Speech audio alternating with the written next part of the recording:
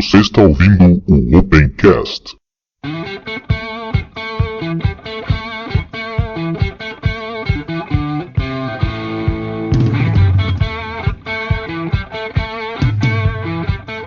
Estamos começando mais um Opencast, o seu podcast sobre tecnologias livres. Eu sou o Ivan, também conhecido como Bunteiro. Sou o Diego, bom dia, boa tarde, boa noite a todos aí.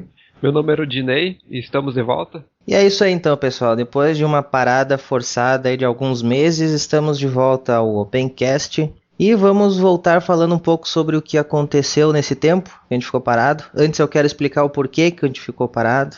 Não foi por escolha, começou com um problema no nosso servidor, ele estava dificultando o download dos episódios, então eu resolvi não postar nada, não gravar nada naquele tempo, naquele período, porque ia ser só problema para vocês baixar e ia ser incomodação. Depois disso aconteceu que o meu apartamento foi entregue, então eu fiquei praticamente uns 3 meses sem acesso à internet. Eu não tinha como fazer gravação por 3G, até porque 3G eu consegui pegar só no último mês antes de ter internet. Passado isso, então, agora começamos novamente com o Opencast e agora a todo vapor. Vamos ter episódios, agora eu acredito que manteremos o ano inteiro o nosso cronograma de fazer publicações quinzenais. E hoje nós vamos começar então comentando os assuntos que aconteceram nesses últimos meses aí que ficamos parados.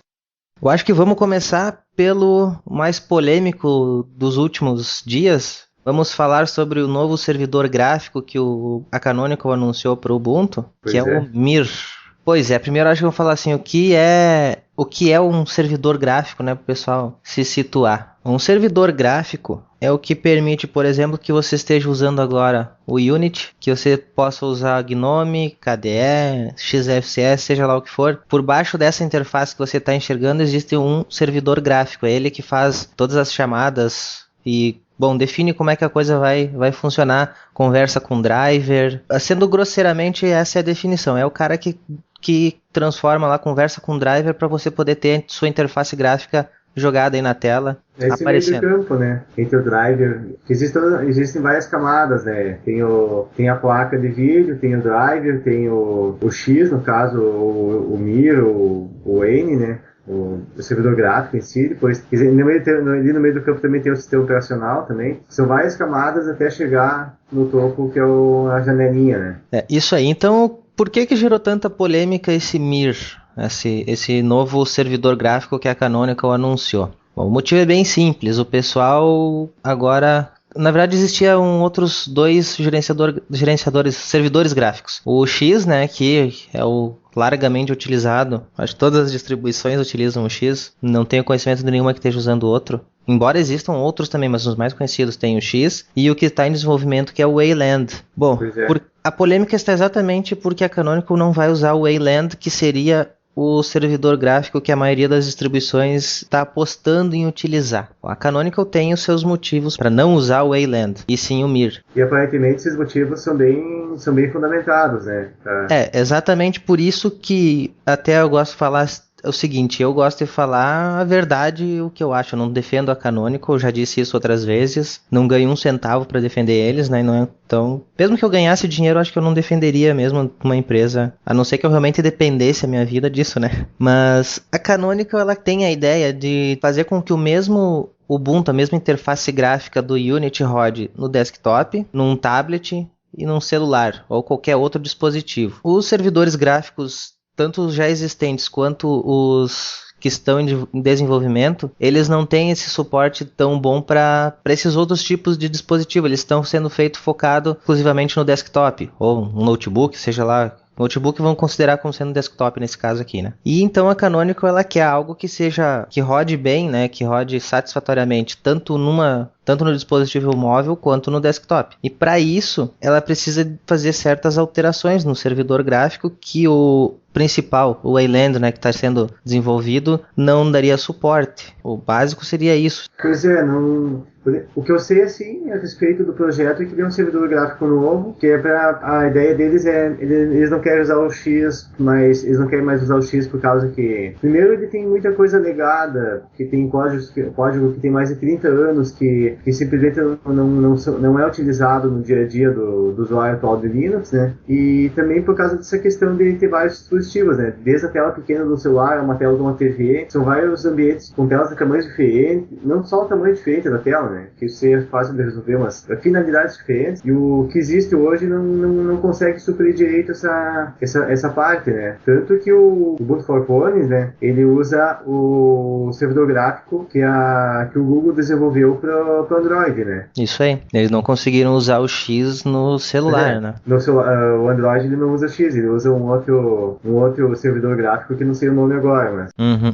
Também não lembro dele, mas a gente bota depois nos links ali no post, a gente bota. Isso de nomes é coisa bem de Wikipedia, né? Bom, mas aí entra aquele caso assim, o que vocês acham desse servidor gráfico? Eu vou dar minha opinião primeiro aqui, depois vocês podem dar a opinião de vocês. Bom, eu aprovo essa utilização essa criação do novo servidor gráfico da Canonical, né, devido à necessidade de algo específico para rodar realmente em qualquer dispositivo, né, e não essa engessada que tá o X hoje. E pelo que eu li, o Wayland também, o pessoal tá deixando muito, né, vamos fazendo e nunca faz. Então, na verdade, a iniciativa da Canonical é do tipo assim, vocês estão a enrolar? Então, pronto, vamos fazer o negócio. Nós precisamos um desenvolvimento mais dinâmico, porque a Canonical é uma empresa que precisa de dinheiro, né? E para isso ela não pode ficar esperando a roda girar devagar, ela tem que correr, ela tem que botar um produto no mercado. E como o Mir também continua sendo open source, qualquer um vai poder colaborar, vai poder ver o código, vai poder portar sua aplicação, seu desktop para lá. Eu não vejo problema nenhum e, a princípio, se eles conseguirem fazer como, eu até já postei no site ali que tem o pessoal da NVIDIA trabalhando junto na especificação do Mir, eles conseguindo ter esse suporte de driver das grandes empresas fabricantes de placas de vídeo, para mim tá perfeito. E também mantendo a compatibilidade com o X e tudo mais, porque vai demorar um pouquinho também para ter todos esses drivers. Tem muita placa de vídeo aí para o pessoal fazer driver, né? E com certeza vão fazer driver agora só do que é mais novo, não vão sair fazendo do que é legado, né? Isso é a coisa mais normal. Nós estamos falando do mercado corporativo, não no mercado amador ou utópico, né? Pois em termos de empresas, basicamente três, né? Intel, Nvidia e a AMD, né? Que a Nvidia eles já estão com parceria, né? Mas a Intel e a AMD têm que se puxar, né? Para que pelo menos os modelos novos venham a ser suportados, né? Se o Mir cumprir com o que promete, ele também vai ter a compatibilidade com esses drivers que foram escritos pro X, né? Pro Short. Interessante. Isso aí é muito... Se não tiver isso aí, simplesmente o negócio não vai dar certo, né? Tem que ter uma transição, né? Assim, para encaixar nesse assunto também, vamos comentar um pouco sobre o Wayland, onde o Gnome, ou na verdade um desenvolvedor do Gnome, divulgou sua proposta para apoiar fortemente o desenvolvimento do Wayland. Daí nesse caso dá para dizer que vai começar a disputa, tipo assim, uma disputa entre aspas entre o Wayland e o Mir, onde o Gnome estaria apoiando o Wayland e a Canonical no seu próprio servidor X. Essa declaração, cara, para mim fica bem claro agora que eu já tinha... Antes existiam rumores, né, de que Canonical e Gnome tinham problemas para provar alterações e sempre ficava naquela, será quem que é o que fica o ranzinza aí no caso? Será que é a Canonical ou será que é a Gnome? Será que é a Canonical que quer mudar o que não deve ou que reclama por nada, né? Só agora que a Canonical anuncia que vai que vai manter o Mir mesmo, que tá encabeçando o Mir, embora já tá desenvolvendo há mais tempo, né? Só agora que ela foi feito o anúncio. Se só agora que eles fazem esse anúncio, o Gnome então resolve, vamos apoiar o Wayland com todas as forças. Eu acho que agora ficou claro quem que é o birrento na história, né? Pra mim, isso é minha opinião pessoal, né? Eu não tô lá dentro, eu não sei o que acontece lá dentro, mas pra mim ficou claro quem que é o birrento. Pois uma coisa também que dá pra perceber, assim, é que ninguém quer dar cara a tapa pra botar o Wayland ser a primeira distribuição botar o Wayland, né? Por causa que, quem chegar pro primeiro ali vai acontecer que nem o KDE 4.0, o próprio Unity. O problema de ser o primeiro a mudar, né? O primeiro cara que mudar vai tomar muita bronca, vai levar uma chiadeira, mas alguém tem que começar, né? E a ideia do Wayland, a princípio, a ideia dele é boa, né? A ideia é aquela, tem muita coisa semelhante com a ideia do Mir, né, que é tirar a questão de código legado, coisa que não é mais usada, simplificar a arquitetura do servidor, né, que o X, ele tem, como ele é uma coisa assim que ele surgiu lá no início dos anos 80, e a ideia dele era fazer terminal gráfico, né, para rodar aplicações remotamente apenas, né, ali, uma coisa bem mais, não se pensava em máquinas como a gente usa hoje, né, não se pensava em rodar aplicação com placa gráfica, nem se pensava que um dia fosse ter placas gráficas com aceleração 3D naquela época, né, então isso acaba sendo complicado, né, por causa que os caras têm uma arquitetura que não é pensada para isso e acaba tudo sendo uma gambiarra, né, adicionar essas funcionalidades acaba ficando um monte de camadas de software que só acaba deixando mais lento o processo, né? E uma coisa também que eu quero deixar bem claro, cara, eu não sou contra o desenvolvimento do Wayland. Se a Canonical tivesse escolhido o Wayland também, pra mim, tava ótimo, né? O que me importa é que tenha, que a empresa que eu tô usando hoje, o Linux que eu gosto de usar hoje é o Ubuntu. Amanhã pode ser que mude, por mais que eu seja conhecido como Ubuntueiro, amanhã pode ser que mude. Mas se a distribuição que eu gosto cumpre com o que promete, escolher o outro e vai dar o suporte, ótimo. Se eu escolhesse o Wayland desse o suporte que é necessário, perfeito. Pra mim não teria problema. Como foi escolhido, o pessoal tem aquele costume, né, parece que a Canonical é o diabo. Sendo bem sincero, o pessoal acha que é o diabo. Achei que no Wikipedia, eu vou ter que verificar a fonte, mas o Fedora, eventualmente ele cogita adotar o Wayland. É que na verdade todas as distribuições já estavam a caminho de usar o Wayland, só que nenhum definia quando que ia fazer isso, né, quando que ia usar. Então deve ser dessa. Porque ficou esse jogo, estamos desenvolvendo,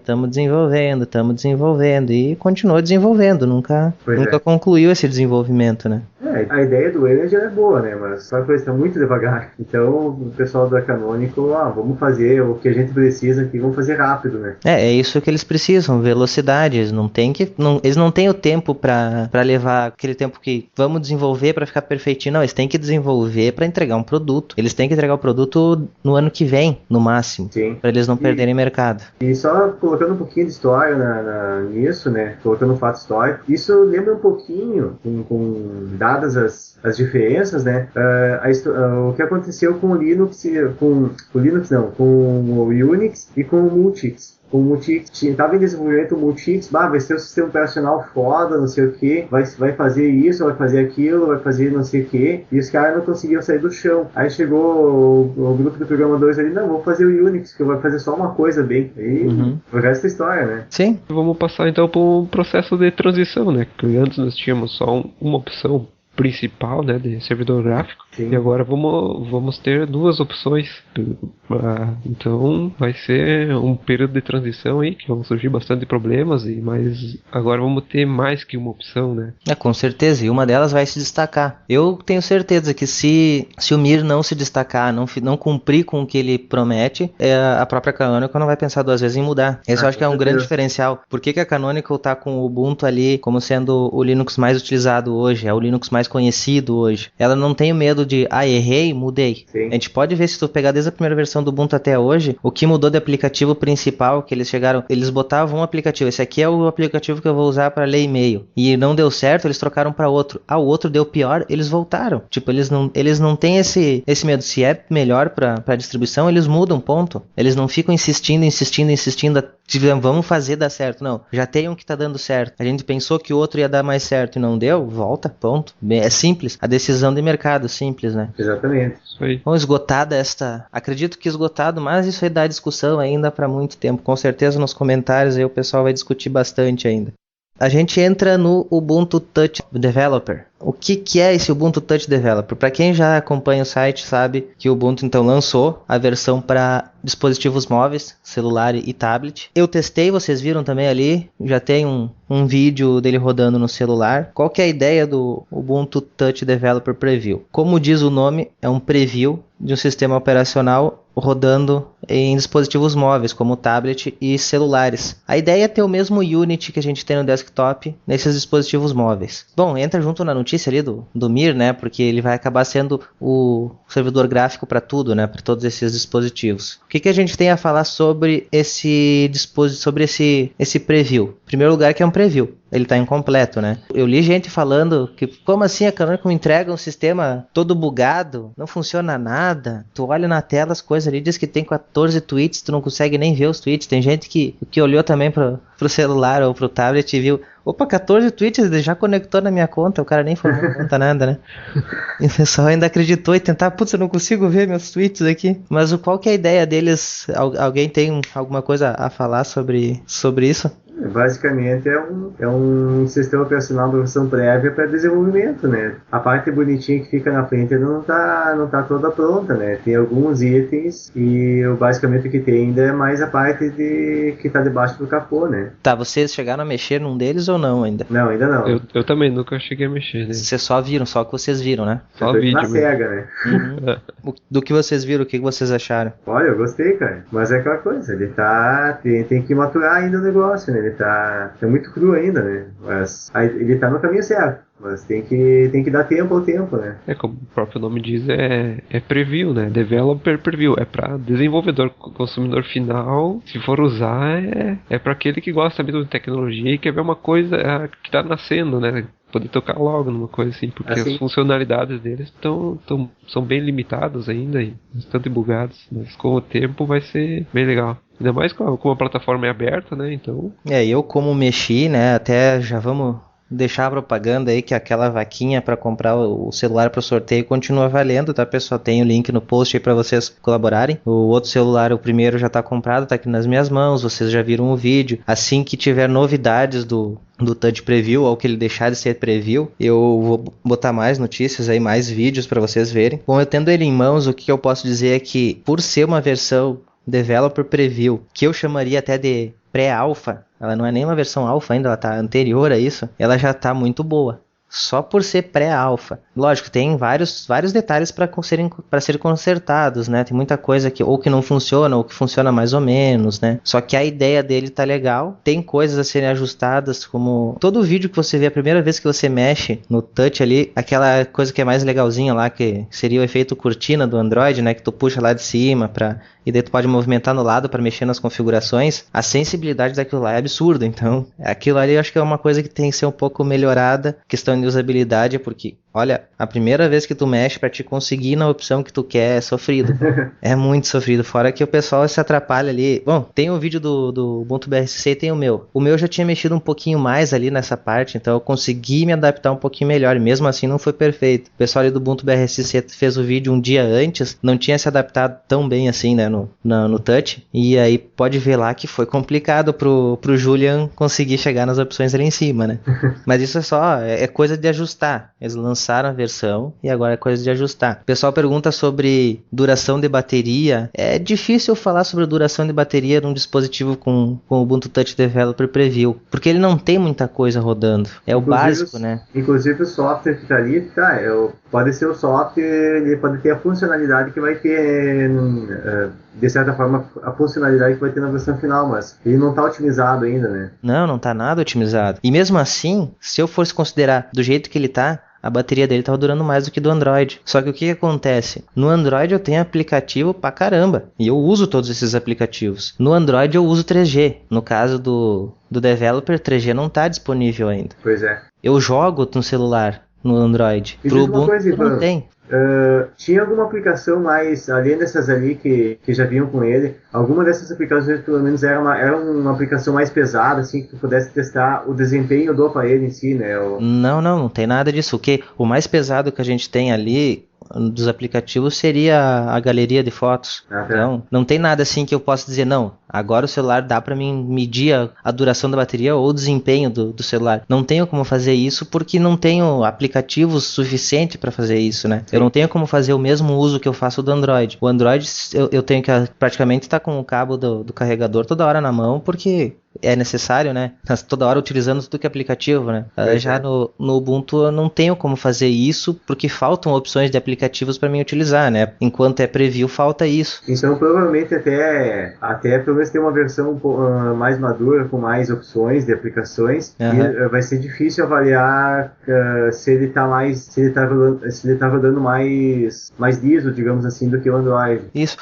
Até foi prometido pelo Mark que nas próximas semanas vai ter uma versão realmente usável do sistema, né? Com mais opções funcionais e tal. Aí sim eu vou poder, quem sabe, dependendo de qual estado que tiver esse usável deles, né? Aí eu vou poder dizer se a bateria tá legal. Por exemplo, ele parecia que aquecia bastante, né? Nos primeiros dias que eu utilizei ali o Ubuntu Touch Developer Preview. O celular parecia que aquecia mais do que com o Android. Só que eu comecei a usar o Android um pouco mais só depois de usar o Ubuntu mesmo, né? E eu vi que, na verdade, ele esquenta um pouquinho mais, cara. Não é grande coisa a mais, não. Então, por ser uma versão final, eu acho que, na verdade, eles vão conseguir fazer até economizar mais bateria. Mas isso é só, assim, eu acho, né? Eu não tenho como dar certeza. E outra pergunta, ainda não tem aplicações para ele, mas o que está em desenvolvimento, elas são algum tipo de bytecode, HTML5? Qual que é a tecnologia usada para fazer as aplicações? É QML, tudo que vai ser desenvolvido. Inclusive,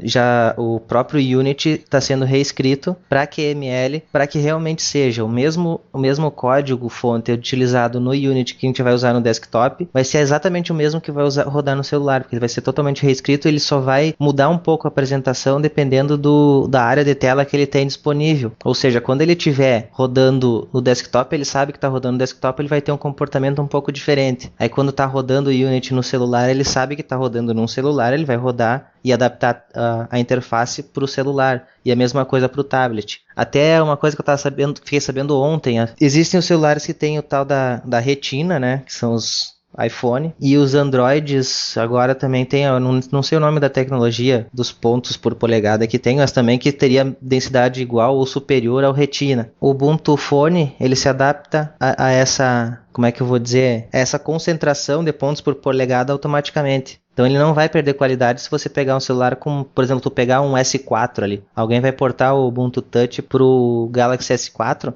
que ele tem uma densidade bem legal, é 400 e poucos pontos por polegada, é um negócio absurdo lá.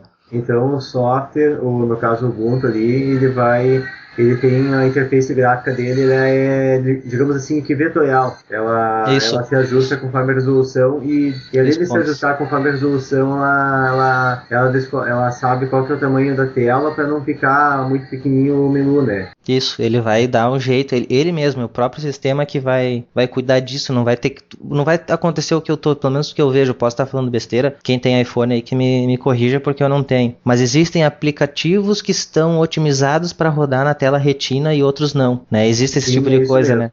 No iPhone existe isso, né? Sim, existe isso. E até naquela questão agora do novo iPhone, ele tem uma linha a mais de ícones. Tem que, para quem quiser os aplicativos funcionem nesse novo, tem que fazer uma adaptação, né? Não é automático. Isso é que o Ubuntu já está oferecendo diferencial, porque ele já vai oferecer isso. Quem escreveu o aplicativo não vai precisar mexer em nada. O próprio sistema operacional vai entregar pronto para ele. E aí, voltamos à primeira notícia, aí justifica o servidor gráfico próprio. Com certeza. Tem um vídeo sobre o Ubuntu for Phones, né, o Ubuntu Touch Developer Preview. Tem no site, vai ter o link aí para vocês dar uma olhada. Vocês no vídeo eu mostro primeiro ele rodando o Android que veio nele e depois a imagem do Ubuntu rodando no mesmo celular. E também existem, até já entrando na questão, depois que foi lançada essa versão que eu testei, a Canonical anunciou ia fazer lançamentos diários da imagem, né, com alterações. Só que tem um grande problema nessas imagens diárias. Eles não dizem o que tem de diferença. Não tem um changelog, então você não sabe o que foi alterado. E pelo que eu vi até agora, não tem alteração grande que justifique a gente fazer a instalação, né? Por isso que não tem mais vídeos dele ainda no ar. Mas também tem o link para você saber ali como é que é o esquema das builds diárias deles. Bem, e o Ubuntu Phone também ele foi portado para outros aparelhos, né? O pessoal pegou e botou em outros aparelhos, né? Agora não lembro quais, mas tem vários aparelhos já que estão suportando a imagem, né? Sim, e na verdade, assim, conjunto com a XDA Developers, né? Na verdade, eles começaram por eles e acabou que agora a seção de comunidade da Canonical está trabalhando junto com eles, porque o pessoal fez um trabalho fenomenal. Eles estão portando, assim, se é possível rodar, os caras estão fazendo. Chega a ser absurdo o que os caras tinham no próprio... Acho que foi um dia depois, ou menos de um dia, eles já tinham portado pro Galaxy S2, né? Pro Galaxy S2 já tinha no dia seguinte, cara. Lançaram a imagem, o pessoal pegou a imagem e já portou, né? E hoje, por exemplo, eu até tenho que ver quais são, deixa eu ver quais são todos os dispositivos lá na Wiki. Vou deixar o endereço para vocês verem quais são os dispositivos que já tem rodando com o porte da comunidade, não é o porte oficial da Canonical, né? Bem bom deixar isso bem claro. Que da Canonical, o suporte que eles estão dando é só para a linha Nexus, ou seja, o Nexus, o que vocês veem no vídeo, o Nexus 4, o 7 e o 10. O 7 e o 10 são tablet, o Nexus 4 e o Nexus são celulares. O que tá trabalhando, cara, o que já tá funcionando, até aumentou a lista aqui. Então, 36 aparelhos já agora atualizados. Contei agora. Já e aí tu tem celular, não sei se é celular, o A700 eu acho que é tablet, né? Da Asus. Da Acer. Isso. Então, eu acho que não fabrica celular. Então teria tablet da Acer, tem da Asus, da Dell, da linha Galaxy também tem para outros. O Galaxy Tab 2, por exemplo, já tá rodando. HTC, Kindle, até o Kindle. Tem esse que eu nunca sei falar direito, o Huawei aí, Huawei. Eu sempre não consigo falar esse nome, cara, dessa empresa. O Kindle também eu não tinha visto, cara. Kindle Fire, primeira, segunda geração e o Kindle Fire. Inclusive o Kindle de primeira geração, que é um leitorzinho de book com tela e-ink, né? Que imagina que não deva ter um processador muito potente e pois LG, Motorola, tem uns quantos aparelhos? O Razer, o Droid Razer. O Sony também tem o Xperia 2. Isso. Um monte de aparelhos da Samsung, 7 aparelhos. Isso é o que tá rodando, né? O que já foi portado, só que tem um trabalho em progresso que o pessoal ainda está trabalhando. Tem uma lista do mesmo tamanho, mais ou menos, do que já está rodando. Deve ter uns 30 também ali, uns 25, 30. Aí tem HTC, o Kindle Fire HD de 7 polegadas, LG, mais alguns Motorolas. Motorola Apex. Tem 29 aqui na lista, se eu não pulei errado, se eu não contei errado. 29 aparelhos. Nem sabia que existia uma marca de aparelho chamada Notion. Pois tem bastante coisa. Pra vocês verem, pessoal, a comunidade abraçou legal o desenvolvimento do Ubuntu Touch, né, para celulares e para tablets, tanto para portar para aparelhos quanto para desenvolver também. O número de desenvolvedores e aplicativos interessados segundo a Canonical, foi um negócio assustador. Eu posso dizer que o pessoal, como eu estou acompanhando a lista de desenvolvimento do Core, dos aplicativos, o pessoal está trabalhando bastante, a comunidade. Já tem até em desenvolvimento o próprio WhatsApp. Para quem gosta de usar o WhatsApp, o pessoal está desenvolvendo já o aplicativo para ele. Só para ter uma ideia, assim, que tem alguma das aplicações que são usadas em Android com bastante frequência, o pessoal já está portando também. Isso pela comunidade. A própria comunidade está fazendo a aplicação, porque o WhatsApp tem uma API livre, né? Ou melhor, aberta. Não sei se é bem código aberto ou se é só API, a especificação. Mas existe essa API. E o pessoal está trabalhando legal, né? No desenvolvimento. Acho que a maior parte desses serviços, WhatsApp, Twitter, o Facebook, eu acho que a maior parte desses serviços, basta a pessoa ter vontade de escrever uma aplicação que seja compatível, que dá para fazer. Se eles disponibilizam a API, assim, não tem muito mistério, só seguir as especificações e mandar bala. Tem API, o Facebook eu acho que não, eu não sei como é que é a questão do Facebook, que deve ser que é bem mais complexo. Tem API também, mas tem API também. Mas ele é bem mais complexo para fazer, né? Mas o WhatsApp é uma boa.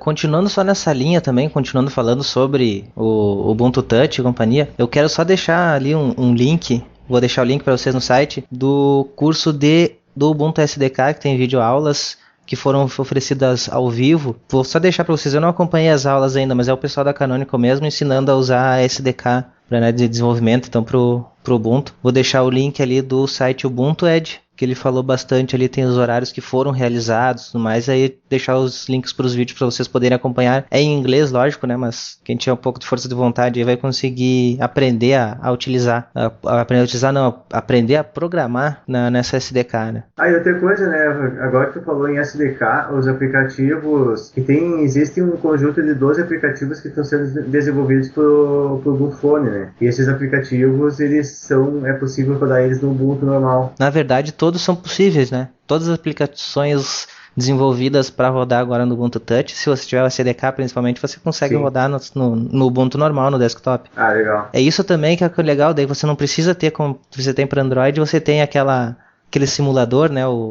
aquela máquina virtual. Sim. No Ubuntu, se você é desenvolvedor, você não precisa disso, você roda no Ubuntu mesmo. E como a linguagem aparentemente é interpretada, então basta ter o interpretador dessa linguagem no sistema operacional, né? Exatamente. um facilitador bem legal. É a vantagem de ter mais camadas de software entre o hardware e a aplicação, né? Tem outra coisa aqui também, uma notícia que eu vi até de última hora que não estava na pauta aí.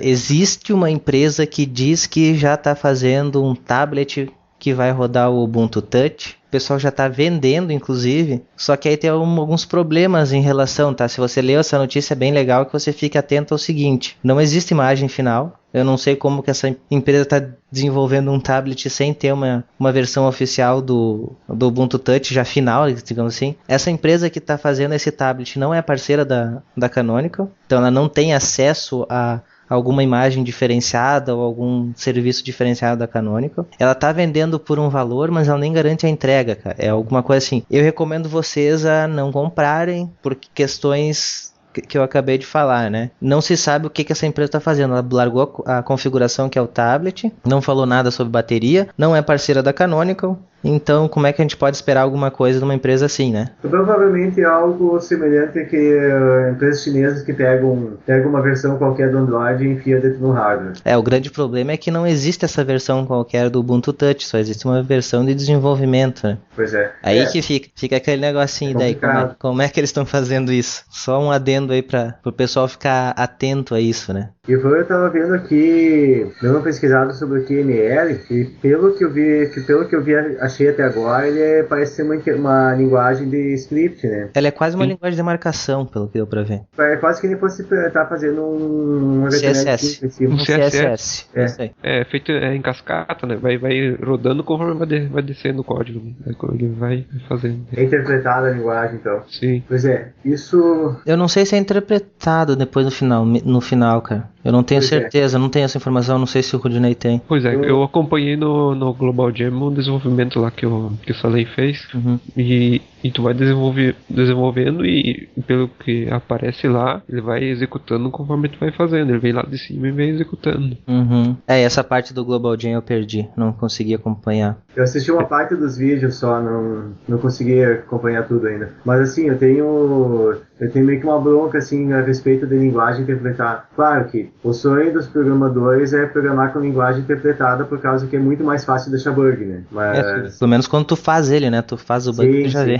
É aquela coisa, ele te dá o erro na linha certa, né? Uhum. Não é que linguagem compilada é chato pra caralho, né, pra achar perdão a palavra, né? É muito chato pra achar o bug em linguagem compilada. Seja um C, C++, até mesmo Pascal, essas linguagens que são compiladas mesmo, que geram binário, elas são bem mais chatas. Ou mesmo até mesmo o Java, né? Que ele é um meio termo, né? Mas ele tem muito elemento a linguagem em si, ela tem muitos elementos de como se fosse um C++ da vida, né? Só que o que me assusta é que quanto mais alto nível tu deixa a linguagem, mais distante tu fica do hardware, e quanto mais distante, cada vez mais complicado fica tu ter uma economia, tu deixar uma aplicação realmente otimizada para aquele hardware. Só que tem uma coisa também que o Ubuntu ele tirou, por exemplo, em relação ao Android, tem uma camada a menos do que o Android para as aplicações do Ubuntu, né?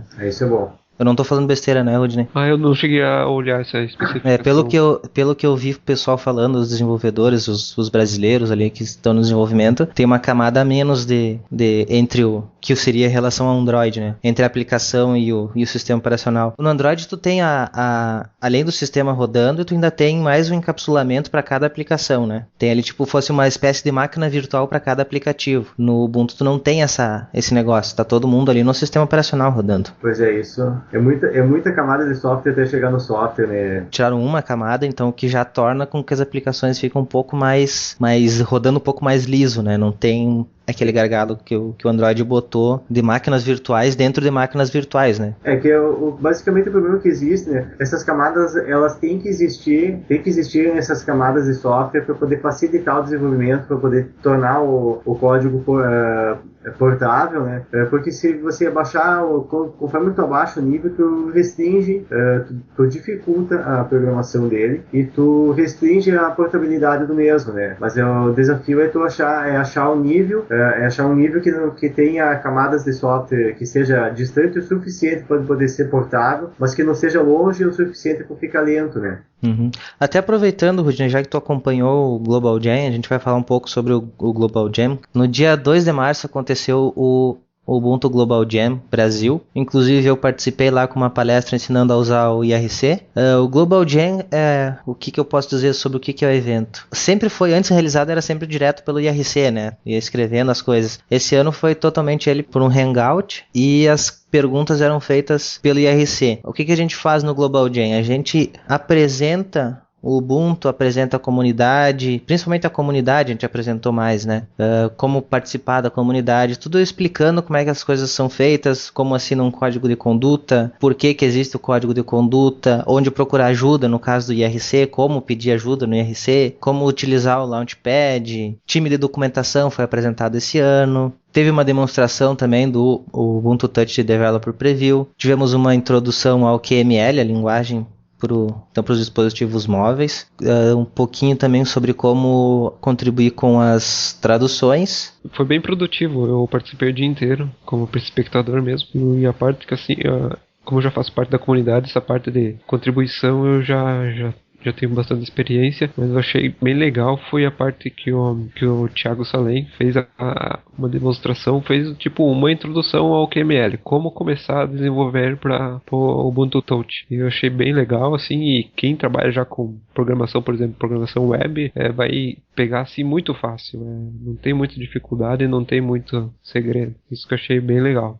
Eu tenho pena que eu não consegui pegar, eu consegui pegar o início só da palestra dele, né, da demonstração. Ele mostrou na tela, ou seja, tu via o código sendo feito e a coisa acontecendo, né? Que nem eu instalei o SDK e já segui o exemplo assim, muito fácil, rodou tranquilo, né? Bem legal. O legal é que o pessoal ia participando no IRC e realmente tinha bastante participação. Pelos relatos do Thiago, né, que era quem começou o Hangout, então ele tinha as estatísticas, nós tivemos em torno de 500 participantes, né, visualizando, assistindo ao Global Jam, e no IRC tinha em torno de 100 pessoas, isso a gente podia ver, né? Tinha em torno de 100 pessoas comentando o que estava acontecendo, foi bem legal. Eu gostei pelo menos da minha participação, lógico, eu não sei se eu consegui passar o que eu queria passar, acredito que sim, mas eu gostei da participação dessa, de eu mostrar as coisas e poder conversar com as pessoas, tirar dúvida com as pessoas, né? Eu achei bem interessante. Eu acredito até que a gente possa fazer isso muito mais, nós como comunidade, o Ubuntu, podemos fazer isso muito mais, né? É que o legal é que o Hangout ele te possibilita essa coisa, não é só ali digitado, né? Tu pode ver a coisa funcionando, os exemplos em prática, e tu não precisa estar pessoalmente, tipo numa sala ou num evento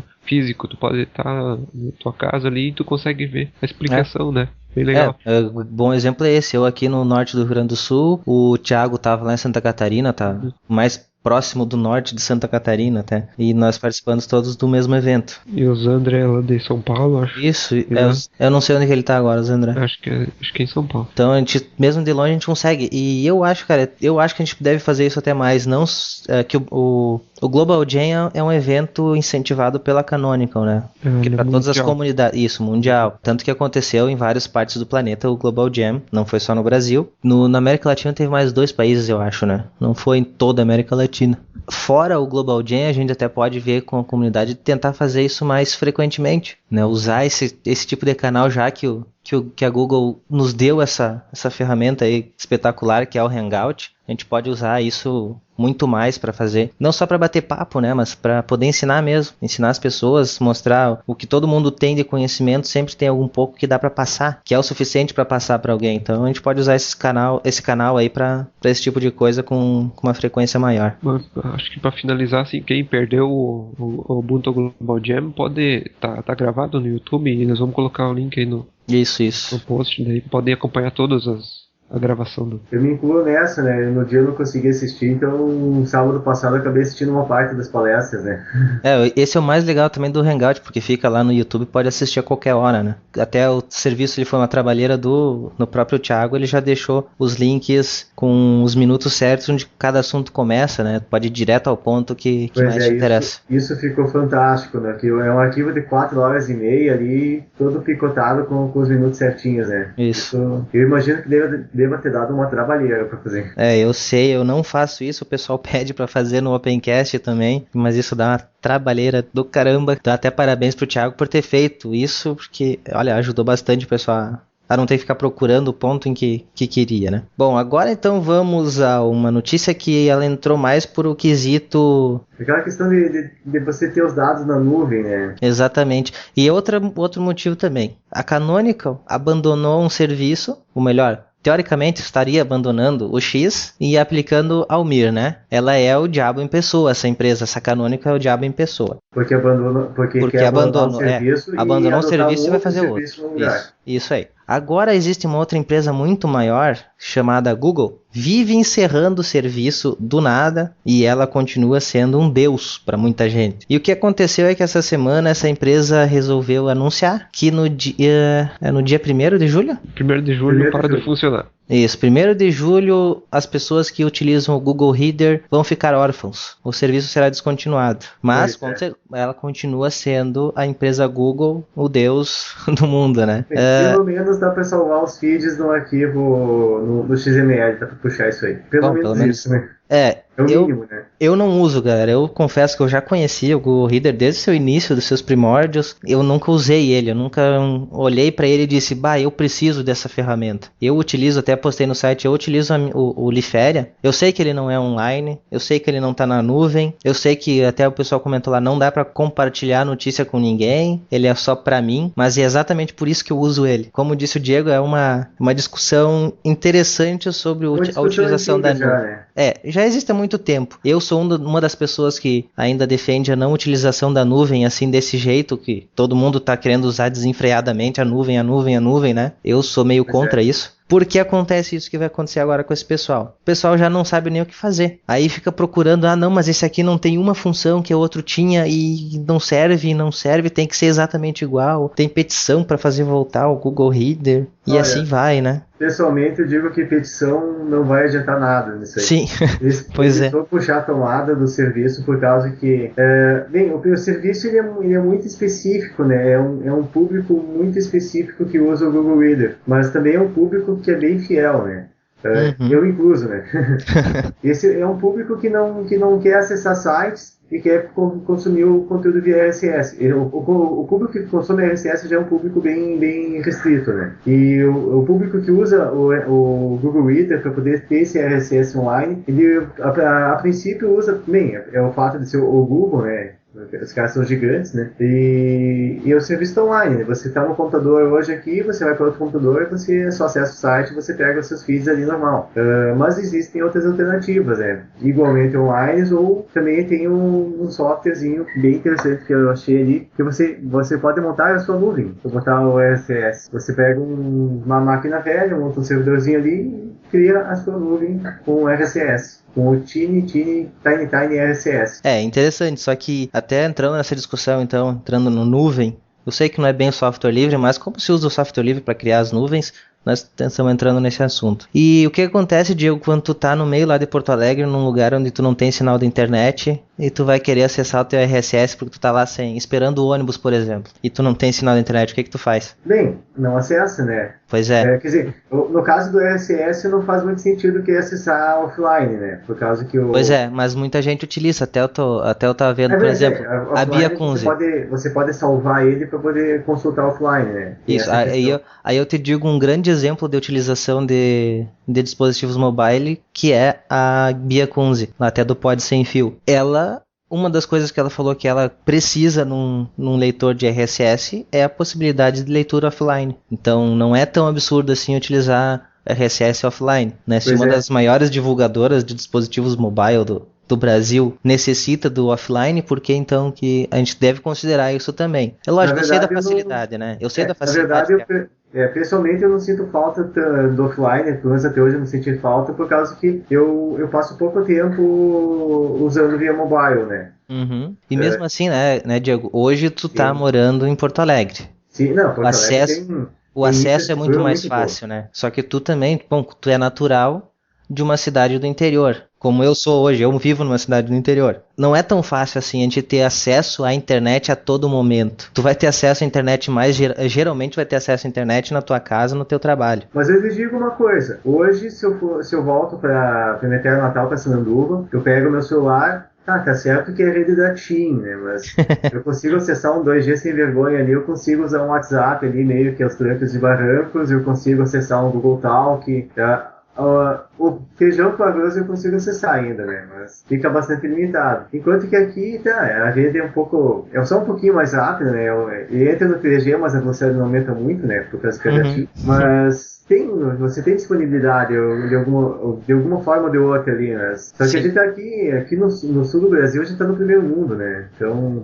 tem que ver isso também. Por mais que a gente ache ruim, a gente ainda tá bom, né? Tá ruim, mas tá bom. Aqui tá bom ainda. Porto Alegre tem zilhões de problemas Porto Alegre, não só falando de questão de telefonia, até mesmo de transporte, outras coisas, a gente tá bem servido aqui, né? O pessoal reclama muito, tem muita coisa para melhorar, obviamente, mas tá bem servido aqui. Questão de telefonia, existem muitos pontos cegos, assim, por exemplo, da TIM existe um ponto cego muito famoso no caminho para a faculdade, que é perto da faculdade veterinária da URGS, de veterinária não, de agronomia, que o povo até brinca, né? Eu já vi essa história no ônibus, que quando passa pela veterinária, a gente entra num buraco de minhoca e volta no tempo e sai, e depois que cai o celular, todos os celulares ficam fora de sinal lá, né? Mas enfim, Bom, voltando.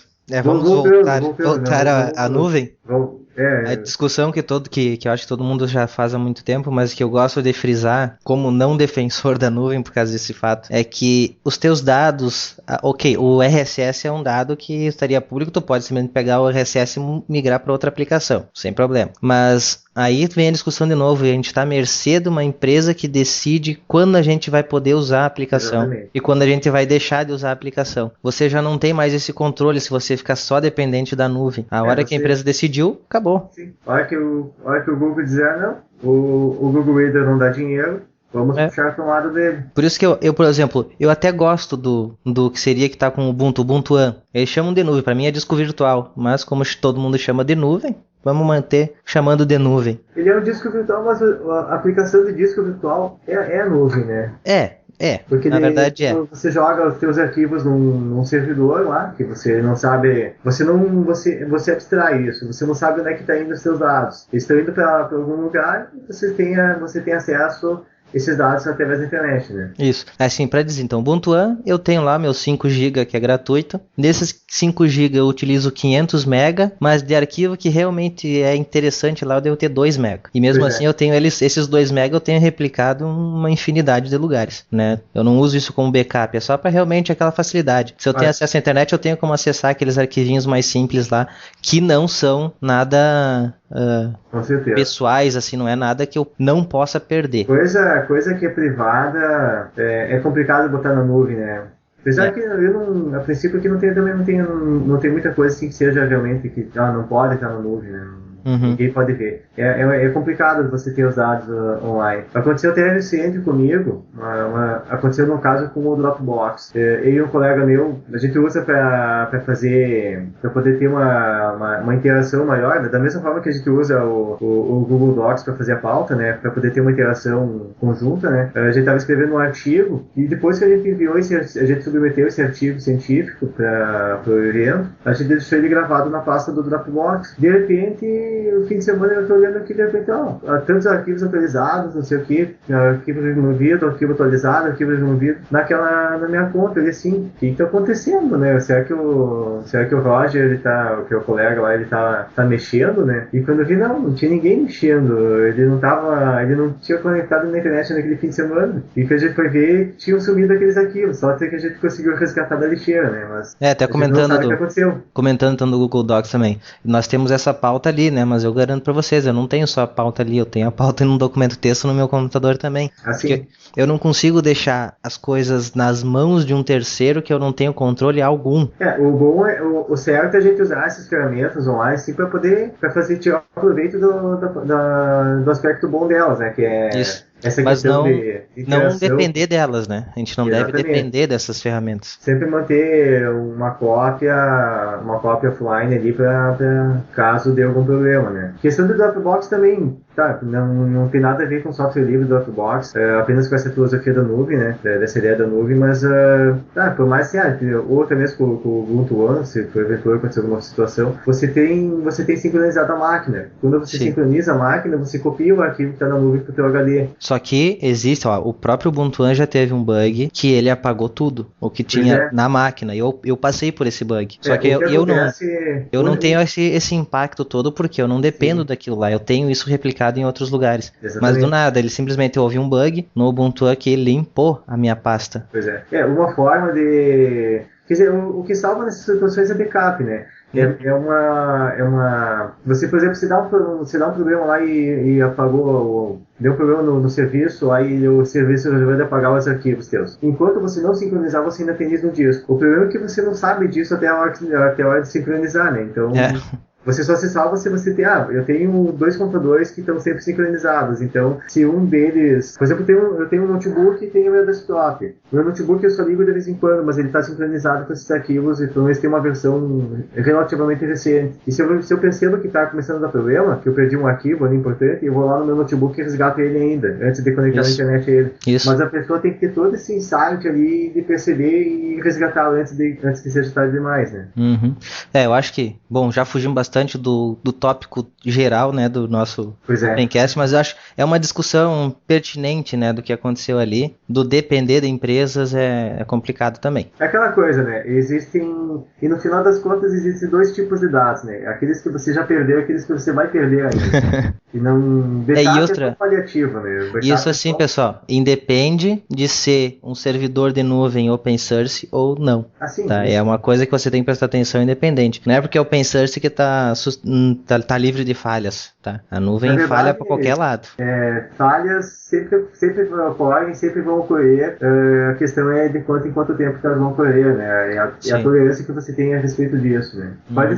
Você pode ter um mega servidor com discos espelhados, ter backup, mas se o Murphy disser não, você é o escolhido, você vai ser escolhido. E então vamos terminando, só uma última notícia aqui rapidinha. Na Europa, lá pra gente nunca chega, a HP lançou um computador tudo em um por 349 libras esterlinas, rodando Ubuntu, né? E é um computador, eu acredito até que seja touch a tela, não tenho certeza. Deixa eu ver aqui. Não, acho que não é touch, não. Mas mesmo assim é bem interessante, né? Por mais que não seja touch. É interessante o fato de uma máquina ser todo em um. É interessante sim, você economiza um espaço muito grande na mesa. Eles mostraram aqui que um semelhante com o Windows 8 tá por $499.